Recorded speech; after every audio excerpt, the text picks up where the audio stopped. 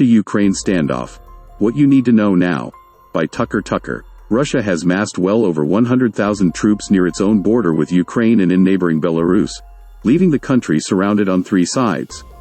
The build-up and position of those forces has drawn warnings from the White House that Russian President Vladimir Putin could order an attack any time, and may well do so before the end of this week. The U.S. has poured military hardware into Ukraine and contributed to a buildup of NATO forces in Eastern Europe in response.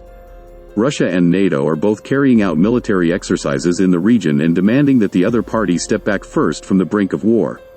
Along with European partners and the G7, the U.S. has warned that any Russian invasion of Ukraine would bring swift and severe costs for Moscow in the form of sanctions. U.S. and European leaders have also warned that a full Russian invasion of Ukraine could result in 100,000 civilian deaths and change the world in fundamental ways. But neither side has abandoned diplomacy yet. Here's what you need to know about the standoff on the border between Russia and the democracies of Europe. What's happening now? The Russian forces have gathered along Ukraine's northern, eastern and southern borders.